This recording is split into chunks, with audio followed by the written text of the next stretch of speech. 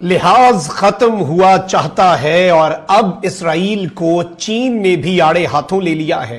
एक ऐसे मौके पर जब अमेरिका और इसराइल के दरमियान भी दरार पड़ती जा रही है, चीन ने नहले पर दहला मारा है। इसके साथ ही साथ पाकिस्तान भी सारे मामले में कूद पड़ा है। पाकिस्तान के वजीर दाखिला अचानक ईरान पहुंचे हैं और स्विट्जरलैंड में एक मर्तबा फिर मेला सजने जा रहा है। बिस्मिल्लाहिर्रहमानिर्रहीम, अस्सलाम वालेकुम। मैं हूं मखदूम शहाबुद्दीन। 20 जून 2026 हफ्ते का दिन। नाज़रीन किराम, कुछ इंतहाई आम तरीन अपडेट्स हैं जो आपके सामने रखनी है। मिडल ईस्ट की सूरत हाल बहुत तेजी से बदल रही है।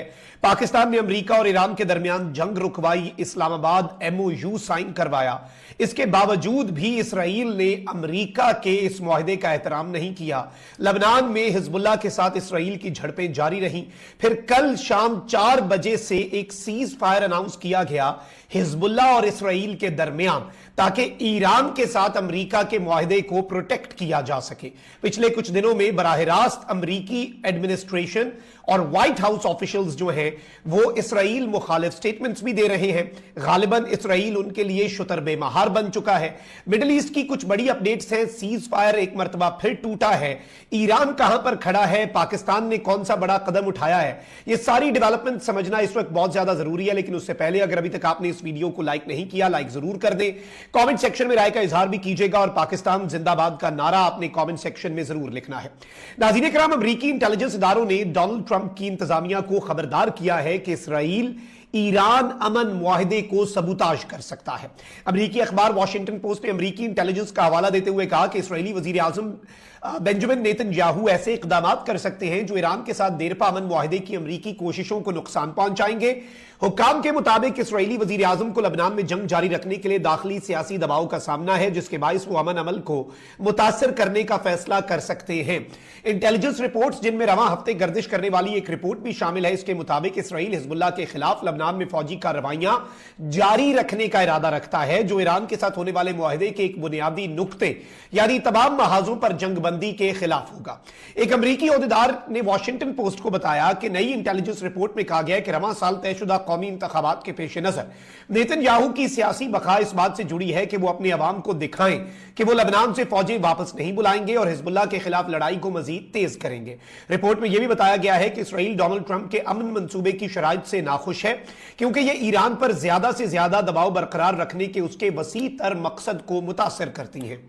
एक साबिक अमेरिकी ओहदेदार के मुताबिक इसराइल का ख्याल है कि यह मुआहदा हिजबुल्लाह के खिलाफ इसराइल की दिफाई सलाहियत को महदूद कर सकता है। फिर कल इसराइल के नेशनल सिक्योरिटी के मिनिस्टर ने जो स्टेटमेंट दी वो बड़ी अलार्मिंग थी कि एक इसराइली मां रोएगी तो 1000 लबनानी माएं रोएंगी, लबनान को जलाकर राख कर देना चाहिए और अमेरिका के मुआहदे पर अमल दरामद नहीं होना चाहिए। ये बातें भी हो रही हैं।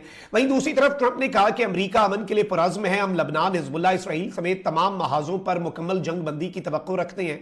JD वैंस ने भी इसराइल को आड़े हाथों लिया और कहा कि इसराइल को अमन अमल का एहतराम करना होगा। बैरूत में शहरियों पर हमले नाकाबिले कबूल हैं। It is the first time in the history कि यूनाइटेड स्टेट्स ये कह रहा है कि इसराइल जो हमले करता है उसमें शहरी मारे जाते हैं। आम शहरियों का मारे जाना और रेजिडेंशियल बिल्डिंग्स को हिट करना जो अमेरिका कह रहा है कि इसराइल कर रहा है, this is a war crime. यह भी दिन देखना था। और JD वैंस ने कहा ना कि इसराइल के पास एक ही तगड़ा इत्तेहादी बचा है अमेरिका, बाकी तो पूरा वेस्ट और यूरोप भी आपके खिलाफ हो गए हैं। तो अब यूं लग रहा है कि इस पूरे प्रोसेस में पाकिस्तान ने अमेरिका को यह रियलाइज करवाया कि आपको इस जंग में से निकलना है। और इस जंग में असल स्पॉइलर कौन है?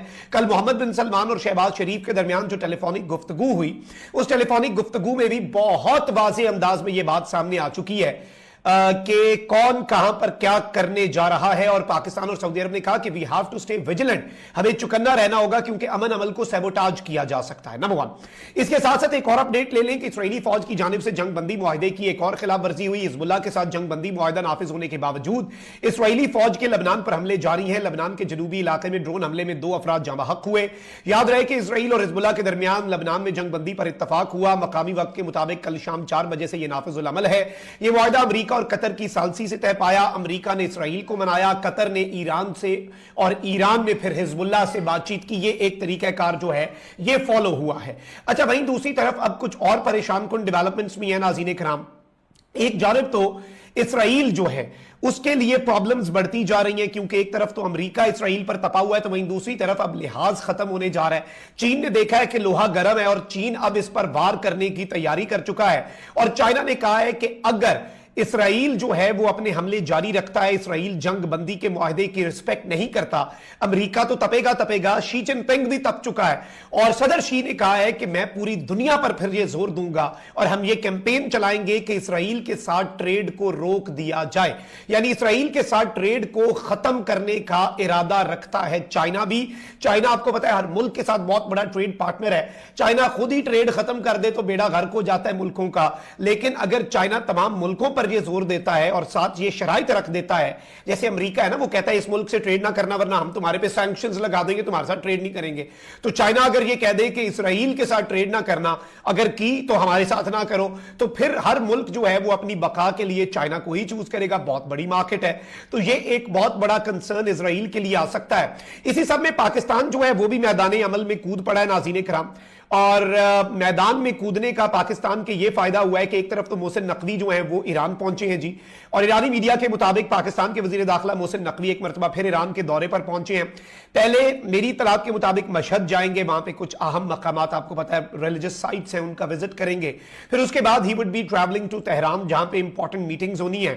اور ایک تو محسن نقوی فارملی اسلام آباد ایم او یو پر مبارکباد دینے گئے ہیں پاکستان کی طرف سے، اس کے ساتھ ہی ساتھ اگلے مرحلے سے متعلق خصوصی بات چیت بھی ہونی ہے اور یہ ساری چیزیں بھی ڈسکس ہونی ہے، تو محسن نقوی اس کے لیے بھی گئے ہیں۔ وہیں دوسری طرف میں نے کل بھی آپ کو کہا تھا کہ ورجن اسٹاک میں جو ریزورٹ ہے سوئٹزرلینڈ میں، وہاں پر قطری اور سوئس آفیشلز کی بھی ملاقات ہوئی ہے، اینڈ obviously یہ ریزورٹ بائی دا وے قطر کی ملکیت بھی ہے اور قطر اسے مینج کرتا ہے، سوئٹزرلینڈ میں جو ریزورٹ ہے، تو اس لیے بھی قطر امپورٹنٹ ہے، اور پاکستان کہ ان پیس ایفرٹس میں، پاکستان کی سربراہی میں جو میڈییشن ایفرٹس ہیں، قطر ان میں ایک اہم فریق بھی ہے، تو قطر کے آفیشلز بھی وہاں پر ماحول بنا رہے ہیں، پاکستان بھی کوشش کر رہا ہے، محسن نقوی بھی ایران جا رہے ہیں، اور اسی سب میں ایک مرتبہ پھر سوئٹزرلینڈ میں مذاکرات کا امکان پیدا ہو گیا۔ امریکی نیوز ویب سائٹ نے دعویٰ کیا ہے کہ صدر ٹرمپ کے خصوصی مندوب سٹیو وٹکاف ایران کے ساتھ جوہری مذاکرات کے لیے سوئٹزرلینڈ جا رہے ہیں۔ امریکی نیوز ویب سائٹ نے کہا کہ ٹرمپ کے داماد جیریڈ کشنر پہلے سے ہی سوئٹزرلینڈ میں موجود ہیں۔ اس سے قبل گزشتہ روز طے شدہ پروگرام کے مطابق برجن اسٹاک میں امریکہ ایران مذاکرات منسوخ ہوئے تھے، جس کے بعد امریکی نائب صدر کی سوئٹزرلینڈ روانگی مؤخر ہوئی تھی۔ وائٹ ہاؤس نے کہا تھا کہ ایران امریکہ مفاوضتی یادداشت پر عمل درآمد سے متعلق ابتدائی مذاکرات کے لیے جے ڈی وینس ابھی سوئٹزرلینڈ نہیں جا رہے، اور obviously ایران نے کہا تھا کہ لبنان والی جنگ بندی پہلے کرواؤ، اسرائیل کو لگام ڈالو، شتر بے مہار بنا ہے تو اسے کنٹرول کرو، ورنہ پھر یہ مذاکرات کے لیے ہم سوئٹزرلینڈ نہیں آئیں گے۔ اور اب چونکہ امریکہ نے اسرائیل پر بھی اپیرنٹلی بہت زیادہ پریشر بلڈ کیا ہے، سو لیٹس سی چیزیں کہاں پر جا کر رکتی ہیں، لیکن یہ ایک بڑا عام ترین نقطہ تھا جو آپ کے سامنے رکھنا ضروری تھا۔ اپنا بہت